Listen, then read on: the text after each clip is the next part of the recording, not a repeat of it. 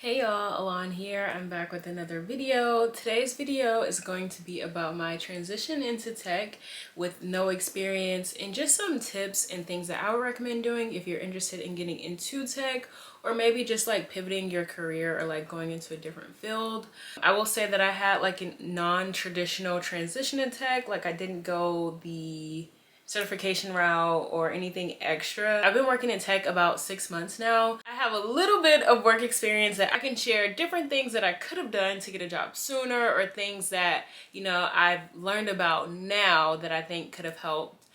So yeah, I will say that I don't plan to do a lot of career tech focused things on my channel just because that is a part of me, that's my job, but that isn't something that I care about outside of work. I will start off with sharing like my work history and like my background just so you kind of have an idea of where I came from before I got into tech. So I graduated in 2020, May of 2020, like season 1 of the pandemic. So I was like graduating in the middle of COVID. Mind you, I had a film degree, and so my thought was that I was gonna graduate from college and then I was gonna get an internship at Georgia Film Academy, take a couple more classes at Georgia Film Academy so that I can go and get an internship in film, and then I was gonna be working on movie sets. I was gonna have it all.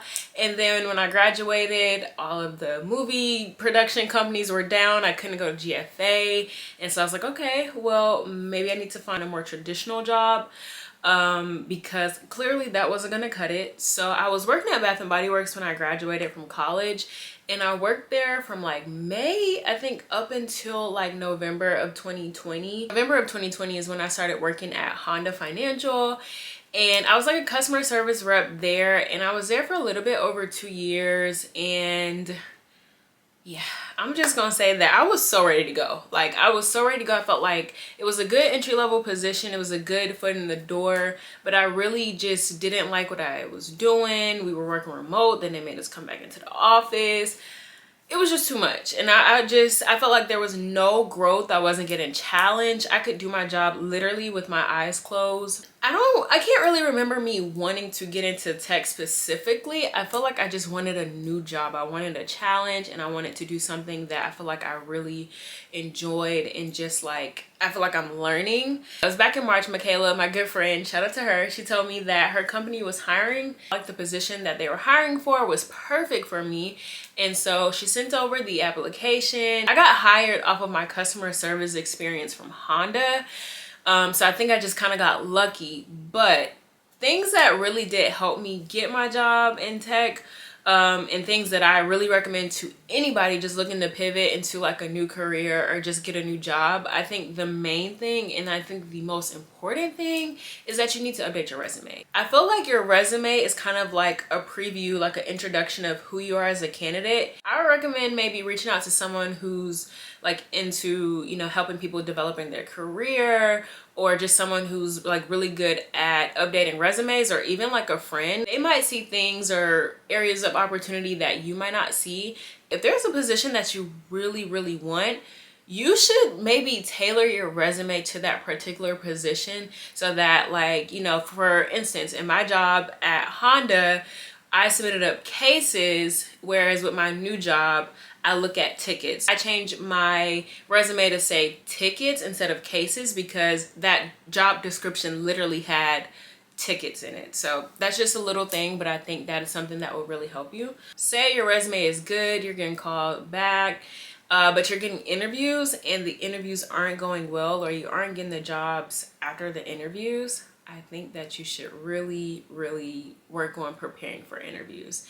And my favorite way to prepare for interviews is literally all I do is sit and like watch hella YouTube videos. There's this guy, I'll actually link his videos down below. I would literally sit and like binge his videos, and I would dread it because it's like, I like watching like, Netflix, I like watching all that, but it's like, you just have to think like, this is something that's going to help you progress in your career. This is something that's going to, get you to the next level. So you might need to take a sacrifice. You might need to take 5 days or a week off of watching TV just to prepare for an interview. If you didn't prepare for the interview, or if you didn't do research on the company, then you're not going to get the job because you're not coming off confident, or you're not coming off as the perfect candidate. I would also just say network like I did. I guess I got lucky because one of my close friends literally worked at the company who had the job I wanted. So it was kind of easy because we were able to connect that way. And it just kind of worked out for me. But you need to use LinkedIn, and you need to update your LinkedIn, make sure that it looks good, make sure that you have all of your recent job history on there, or like all of your school information on there, because employers look at that. And I think, to me, LinkedIn is like a really, really, really good website to use if you're trying to like get a new career. Indeed is good, but I feel like LinkedIn is that girl. I did not get any certifications in tech. That just wasn't something that I was like plan on doing. Honestly, like I said, I really don't think that I was set on getting a job in tech, so that wasn't something that was on my radar. But now that I'm in tech and I've been here about 6 months now, and there's other things that I think I may be interested in within the next 3 or 4 years, getting a certification helps. Me having no experience in tech and then jumping into this technical role, I'm not gonna lie, there's days where I feel like I know what I'm doing, this is great, this is cool. And then there's days where I'm just like, how did I get here?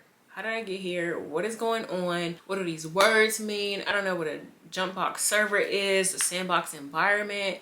What are y'all saying?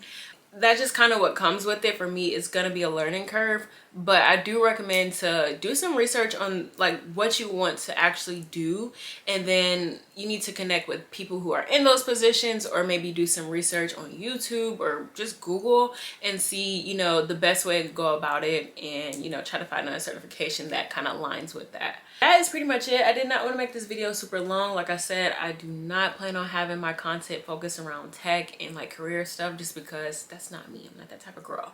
But if you enjoyed this video, and if you have questions, feel free to link them down below. And if you enjoyed this video, comment, rate, subscribe. Bye.